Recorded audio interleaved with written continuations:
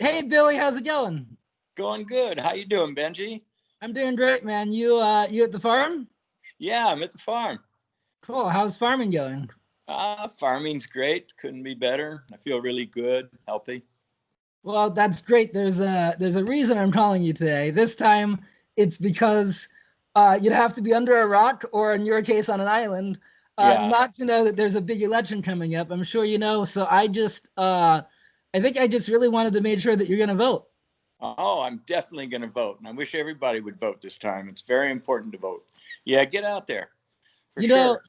there's of all the stories you've told me, and you've told me a lifetime's worth. There's one of them is one of my all-time favorite Bill Kreutzmann's greatest hits, if you will. It's from you'll remember this, of course. It's from 1972. Hmm. So politically, George McGovern was running against Nixon, and I think he wanted the Grateful Dead to endorse him at one point. Is that right? McGovern. Yeah, McGovern. And so the Grateful Dead, and I think Deadheads, when they think about 1972, they won't think of that. They'll think of Europe, Hmm. right? I think that's because that's what I was thinking of in those days. I was thinking just of playing music, but that's a heck of a story, the McGovern story. Yeah, tell me. It just, I mean, we were such an apolitical band. We didn't support McGovern, and we certainly didn't support the other side. So we weren't political in those days. We were pure musicians, just played music. And we're in the middle of a tour. And on the way to that tour, McGovern was on the airplane with us. And Garcia and him had a conversation.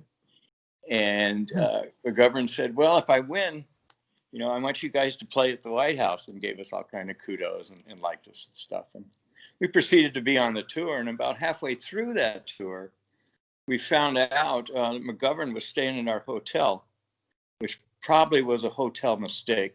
That's They, that's they, crazy. The Grateful Dead and McGovern's campaign in the same hotel. that could have been a little wily, and it got interesting. And so we come back from the gig that night, and Bobby and I had a little strangeness on the sidewalk. We were so high from playing. You don't just leave the gig at the gig. You come home with all this tremendous energy, and you just rip roar, no matter what you're doing.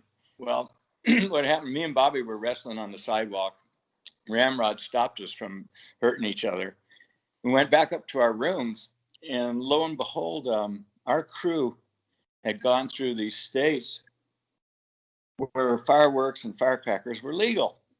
And they literally bought hundreds of pounds of firecrackers and bottle rockets, 50 pounds each. It was amazing. I've never seen a box this big full of that stuff. And the strings of firecrackers were 400, not just a measly 20 or 10 or something.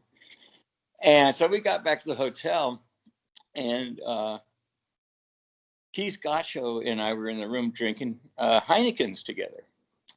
And we proceeded to get kind of drunk, and then we had this brilliant idea.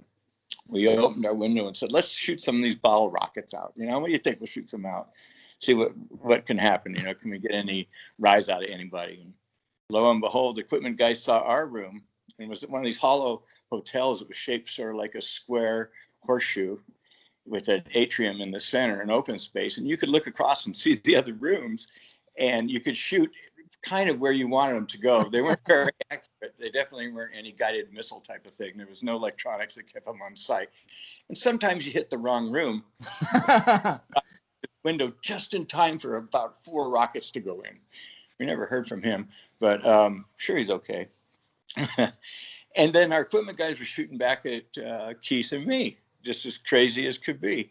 And this went on, and people would throw strings of firecrackers out on the atrium, and you'd hear this giant echo. It was like the Grand Canyon with lightning or bolts in it, just this loudest cannon fire in the Grand Canyon. And we did that for a good long time. And next door to me, one flight up, was Ben Holler. He was our light designer at the time. Huh. And he'd had enough of this. He's up early and stays up late working, and he wanted to sleep, and this wasn't going to let him sleep very well. So his room was right above Ramrod's room. He opened his window, and took a bag full of down feathers, a down pillow, and opened the bottom of it up and leaned way out his window over on Ramrod's window. And all the feathers got sucked in on Ramrod into his room because the ventilation in the old hotels works that way. And Ramrod came out of his room yelling, really pissed off. Hallard won. I mean, we're all having these contests, who is going to get who with the fireworks. Hallard did it in Grateful Dead style. Won with a pillow. And just about that time, you know, the bathtub in my room was completely full of green glass. Wait, what? Wait, hold on. Why was it filled with green glass? We were drinking Heinekens. Right. And yeah. And pretty soon there's this heavy knock on the door. And this is a kind of knock you can tell it's not a pizza delivery person.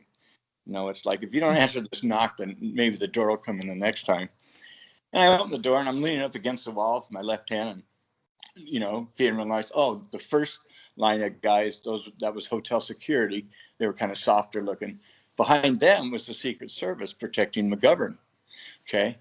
And it turned out, they mentioned to me that when that stuff started going off, they all dove for the floor in the lobby. You know, they were almost because all the new guys got so scared of a spark. Wait, the Secret Service guys, so they're thinking that they're under attack. The what? Yeah, you know, they're trained. If anything is louder than my voice. Yeah, they're protecting your presidential candidate. They're protecting us, but yeah. Anyway, the guy asked me, "Hey, have you been setting off fireworks?" And I lean off the wall, leaving a perfectly clear black handprint from the powder waste on. I know vol rockets. If you ever lit a vol rocket, you know this stuff flows back, and pretty soon it's all over your hands. And the cops laughed. They thought, yeah, man, that's pretty incriminating. So they got us to move, but they only made me and Keith move. And we moved across to a hotel. It was just across the street. Wasn't a bad deal. And I went to bed and I was kind of feeling, oh, now what am I going to do, right? And I turned on the radio station, and the town had one of the best, hippest jazz stations I'd ever heard. And I just lulled myself to sleep in this beautiful jazz station. That's amazing. I love that story. I love the idea that McGovern was actively soliciting the Grateful Dead to endorse him at the time. And of course, you guys weren't having any of it. But only if he won. Right.